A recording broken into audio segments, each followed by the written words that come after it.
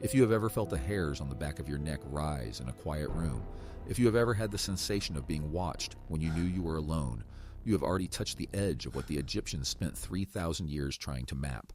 The feeling is not supernatural, it is neurological. But the Egyptians did not have a word for neurology. They did not have a word for the supernatural. They did not even have a word for the afterlife, not in the way we use it. And that absence is not a linguistic quirk. It is a doorway into a mind that thought about existence in a way our modern vocabulary cannot reach. When the first European archaeologists cracked open the tombs of the Old Kingdom in the 19th century, they found wall paintings of feasts, boats, and hunting scenes. They translated the glyphs and assumed the Egyptians believed the dead traveled to a paradise. They projected their own heaven onto the hieroglyphs. But the texts tell a different story. The word most commonly translated as afterlife is duat. And duat does not mean a place you go when you die. It means a state of passing, a condition, not a location. The Egyptologist Jan Assmann, whose research on mortuary texts spans 4 decades, has argued that the duat is more accurately described as a transformation zone, a region of the cosmos where the dead are reconstituted rather than relocated. Here's where the gap between what we expected and what they actually believe becomes a chasm. The modern mind wants a destination, heaven, hell, a field of reeds. The Egyptian mind described a process. You did not go to the afterlife. You became it. The pyramid texts, carved into the burial chambers of 5 pharaohs between roughly 2400 and 2300 before the Common Era, are the oldest religious writings on earth. They predate the Bible by nearly 2,000 years. And in utterance number 373, the king is told that he will not die the death of humans. He will instead ascend and join the sun god Ra in his bark, but he will also remain in his tomb. He is simultaneously on earth, in the sky, and in the underworld. To the modern mind, this is a contradiction. To the Egyptian, it was a fact of physics. The self was not a single point. It was a composite of multiple entities. The Ka, the vital force that survived the body but remained connected to it. The Ba, the personality that could travel between the world of the living and the Duat. The Ak, the transfigured spirit that had successfully completed the journey through judgment and emerged as a being of light. If you think of the self as a flame on a candle, the Egyptians thought of the self as a candle inside a room of mirrors. The flame was the same flame, but every reflection was real. Every version of you existed simultaneously. The Ba was your individual character, your likes, your memories, your face. It was often depicted as a human-headed bird because it needed wings to fly between realms, but it did not simply fly away. Every night the Ba had to return to the tomb and reunite with the mummy. If the body decayed, the Ba could not find its home. This is why preservation was not about vanity. It was about keeping your identity intact in a cosmos where identity was fragile, multiple, and dispersed. Remember the moment you realized your reflection in a dark window was yourself and not a stranger. That split second of fear, the brain processing a face it should recognize but does not in that instant, is the closest modern analogy. The Egyptians lived their entire civilization inside that split second. They did not need a word for afterlife because they did not believe you left. You expanded, you fragmented, you became part of a larger circuitry of existence that included the living, the dead, the gods, and the land itself. Consider what happened to the deceased in the Hall of Two Truths. Modern accounts reduce it to a weighing of the heart against the feather of Maat, a test of moral worth. But the Book of the Dead spells out the consequence with geometric precision. After the heart is weighed, the deceased does not go to a reward or a punishment in the Christian sense. The deceased either becomes an Ak, a luminous, effective being who can intercede for the living, or is devoured by the Amit, a creature part crocodile, part lion, part hippopotamus, and simply ceases to exist. The punishment is not torment. The punishment is erasure, a second death from which no Ba returns. This is not about being sent somewhere. This is about being unmade, and the condition for being unmade is a heart heavy with wrongdoing. The judgment was not just posthumous, it was universal.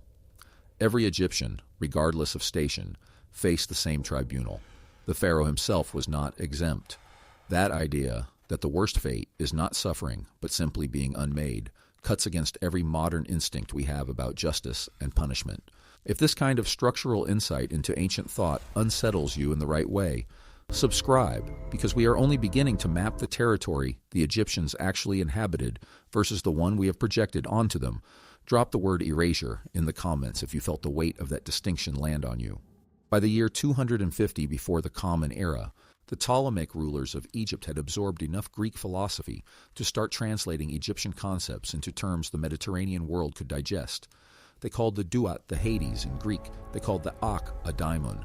But the translations were a compromise. Greek thought separated the soul from the body at death. Egyptian thought could not do that. The body was not a vessel. It was a component of the soul. When the Roman writer Plutarch described the Egyptian myth of Osiris and Isis in the 1st century of the Common Era, he tried to explain it to a Greek-reading audience as a story about the soul's journey to the underworld, but the myth itself is about dismemberment and assembly.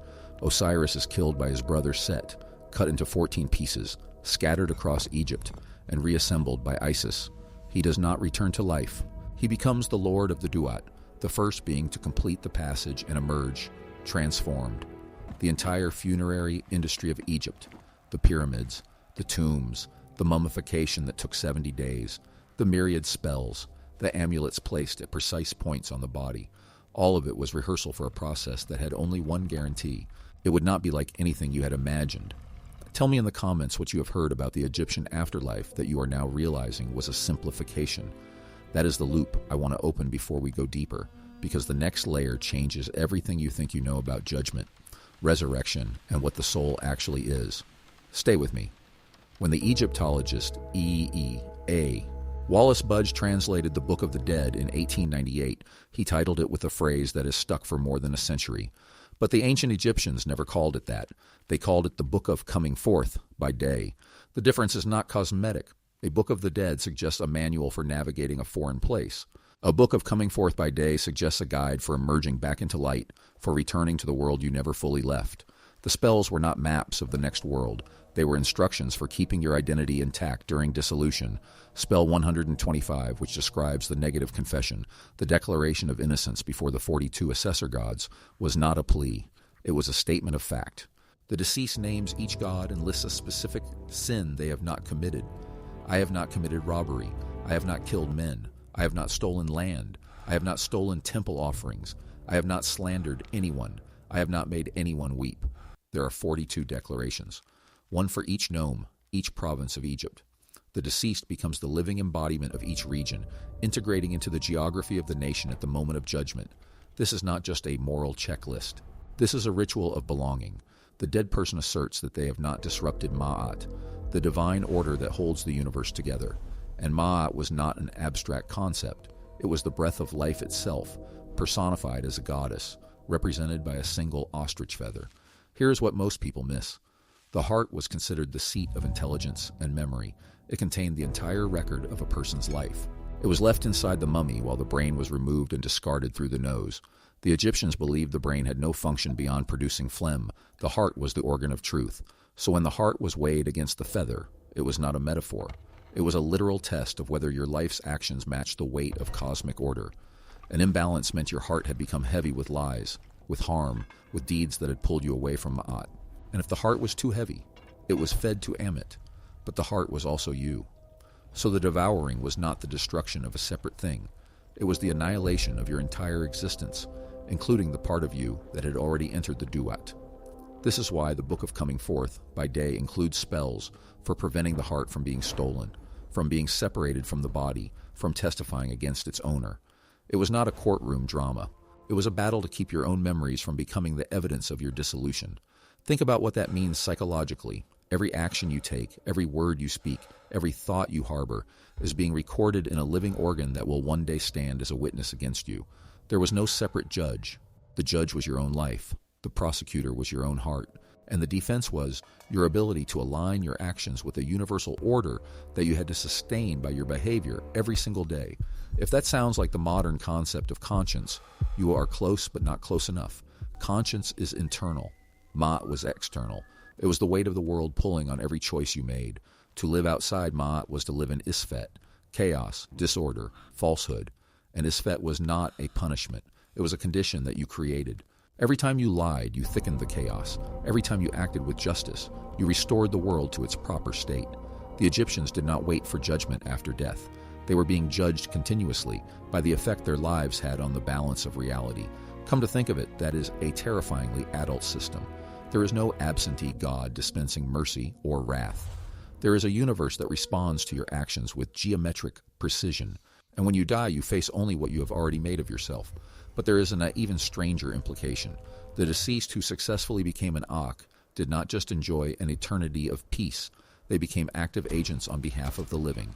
They could influence the weather, fertility, the outcome of battles. They could intercede with the gods. They were still part of the community. Offerings were left for ancestors, not out of sentiment, but out of necessity. The dead needed sustenance just as the living did, and the living needed the dead to keep chaos at bay. And yet this is exactly the insight that most modern retellings skip, that the dead were not gone, but simply shifted to a different mode of being, still shaping the lives of those who remained. If that idea unsettles you in a way that feels familiar, you are beginning to sense the architecture of a mind that understood responsibility as something cosmic, not personal. Subscribe if you want to keep uncovering these hidden structures, not trivia, but the actual operating system of ancient consciousness. And in the comments, drop the word Akh if you can feel the weight of being bound to your ancestors even now. This reciprocal relationship is the core of Egyptian religion, and it is almost impossible to grasp with a modern mind trained to separate the living from the dead, the physical from the spiritual, the secular from the sacred. There was no separation. The dead were still here. They were just in a different mode of existence. When you walk through a museum hall of Egyptian artifacts, you are standing in a room full of tombs. But the Egyptians would not see it as a display of history. They would see it as a room full of presences. Every statue, every Shabti figurine, every canopic jar was imbued with a purpose that continued after the person's physical death. The Shabtis were magical workers meant to labor in the Duat on behalf of the deceased. The false door carved into tombs was a literal threshold where the Ka could pass between worlds. It was not symbolic, it was functional. The word I have been circling around is Heka, often translated as magic, but meaning something closer to the activation of divine power through speech. The spells in the Book of Coming Forth by Day were not prayers, they were commands. The deceased spoke them with the authority of the gods. The spoken word had the power to shape reality, both in life and in death. If this is making you uncomfortable, good, you should be uncomfortable. The entire structure of Egyptian belief is an inversion of the way we think. We believe in a singular soul that goes to a singular destination after a singular death. They believed in a distributed self that underwent multiple transformations and remained embedded in the physical world. We believe in a moral judgment that happens once at the end. They believed in a continuous calibration of behavior against cosmic order that did not stop at death. Now consider what happened when Christianity absorbed Egypt. The Coptic Church preserved the language but transformed the cosmology. The Akh became the saint. The Ka became the guardian angel. The Ba became the soul ascending to heaven. The Duat became hell. The translation was an adaptation, but it was also an erasure. Concepts that had no parallel in Greek Christian thought were flattened into familiar categories. And the original architecture of the Egyptian self was buried under 2 millennia of reinterpretation. Let that sink in. We do not have access to the original Egyptian theory of the self. We have translations that were filtered through a worldview that could not accommodate the original. The same way a modern translation of a Hopi concept of time into English necessarily corrupts it, the translation of Egyptian afterlife concepts into European languages has produced a systematic distortion. The Egyptologist James Henry Breasted named the earliest body of ethical teachings in Egypt, the teachings of Ptahhotep. It dates to around 2400 before the Common Era. One line reads, "Justice lasts forever. It has descended into the grave with him who does it. When he is buried and interred, his name is not wiped out on earth. He is remembered because of righteousness. This is a standard of Ma'at. But notice the line, justice has descended into the grave with him who does it. The good you do does not just affect your reputation. It descends with you. It becomes part of your substance in the Duat. The righteousness you accumulate is not an abstraction recorded in a book. It is a material component of your transformed self. What the Egyptian believed is that you could not become an Akh by being passive. You had to act. You had to participate in the maintenance of order. And the reward for that participation was not heaven. It was the continuation of your existence as an effective being, someone who still mattered in the cosmos. If that resonates with something you have felt but never articulated, you are starting to understand why I began where I did. The fear you feel in a dark room, the sense that you are not alone, the intuition that the dead are present. The Egyptians built their entire civilization on the conviction that those intuitions were accurate. Your nervous system knows something your conscious mind has forgotten. We are about to cross into territory that most presentations of Egyptian religion avoid entirely. The judgment of the dead was not the final step. It was the entrance to a process that involved the complete dismantling of the self and its reassembly into a new form. The spells describe a journey through gates guarded by serpents, through lakes of flame, through regions of darkness where the soul must speak passwords that only the initiated know. The late British anthropologist Sir Edward Burnett Tylor, writing in 1871, proposed that early human religion emerged from ancestor worship and dreams. The dead appeared in dreams. They seemed to still exist, so they were real. Tylor called this theory animism, and it was dismissed by later scholars as too simplistic. But for Egypt, it fits. The dead appeared in dreams as they had in life. They spoke. They gave advice. They asked for food. The entire funerary apparatus grew out of that very human experience. The beloved dead do not disappear.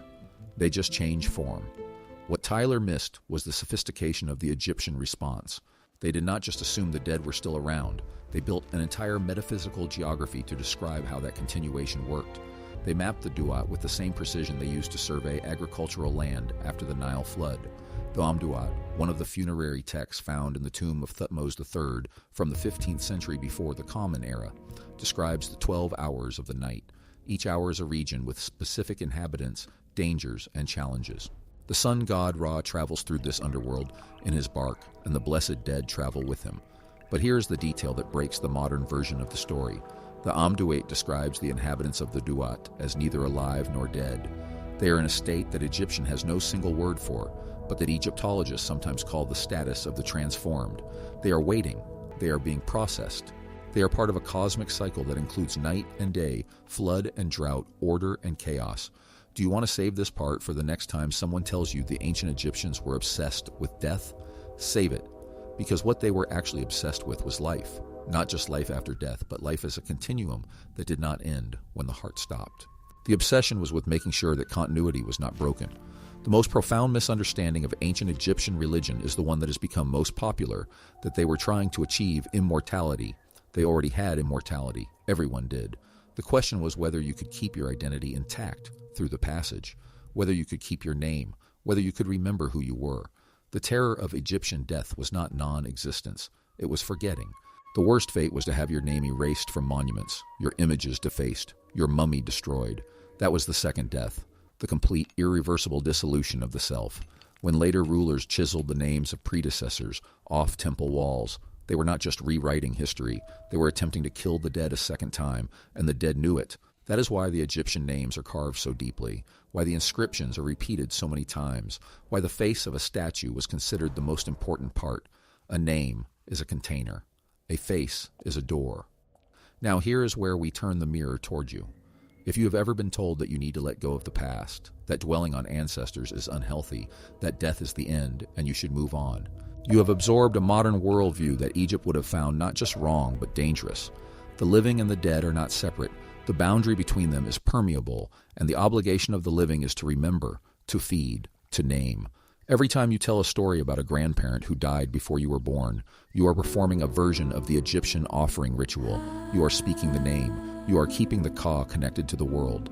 You are preventing the second death. Write this in the comments. A name or a memory of someone you keep alive by telling their story. That is what this system was built on. What comes next is the reason the Greeks, the Romans, and the early Christians all found Egypt both irresistible and incomprehensible. The Egyptian theory of the self includes the possibility that you can become a god by being human completely, not by transcending your humanity, by fulfilling it to the point where the flame inside you becomes indistinguishable from the source. The pharaoh was not called a god because he was divine by nature. He was called a god because he had perfected the state of being human. The work of the Egyptologist Jan Assmann suggests that the concept of personal piety, the individual's direct relationship with the divine, existed in Egypt long before it emerged in Israel. The texts from Deir el-Medina, the village of the tomb builders from the 13th century before the Common Era, show ordinary workers praying to the gods for healing, for justice, for intervention in their lives. The gods responded. The gods were seen. The gods walked among the living. One letter from a man named Boot-Hammon to his deceased wife reads, "Do not let me be far from you in the land of truth. I am truthful. I am honest. Do not turn your back on me. The dead were accessible. The dead could be spoken to. The dead could answer. We are nearing the point where the parallel between Egyptian cosmology and modern psychology becomes too precise to be dismissed as coincidence. Carl Jung, whose work in the early 20th century mapped the structure of the psyche as a layered system of consciousness, the personal unconscious and the collective unconscious, described a phenomenon he called the participation mystique. It is an unconscious identification with the world around you, where the boundary between self and environment is not firm. The Egyptians never developed a theory of the unconscious. They did not need one. They built their entire world around the assumption that the boundary between self and world was permeable. The Ba could leave the body, the Ka could receive offerings, the Ak could influence events. The person was not contained inside the skin. The person leaked out into the world and the world leaked back in. When you sit in the dark and feel the presence of someone who is no longer alive, you are accessing a neural pathway that the Egyptians treated as a fact. Your brain is wired for this. The temporoparietal junction, the part of the cortex that processes the sense of an embodied self, can be disrupted by darkness, silence, social isolation, or grief. When it is disrupted, the brain generates a sense of another presence. It is called the sensed presence effect, and it happens across all human cultures. The Egyptians did not know about the temporoparietal junction, but they built the Osiris myth, the Duat, and the entire mortuary literature around the truth that the brain generates this experience reliably. They did not pathologize it, they sacramentalized it. Now let me ask you the question that all of this has been building toward. If the ancient Egyptians, who left behind the most extensive funerary record in human history, did not believe in an afterlife the way we use that word, what have we been projecting onto them for the last 2 centuries? We have been projecting our own anxiety about death onto their art. We have been reading our own desire for a permanent destination into their descriptions of a temporary transformation. We have been translating their words into our categories and then congratulating ourselves on understanding them. But we have not understood them. We have understood our reflection in their mirror.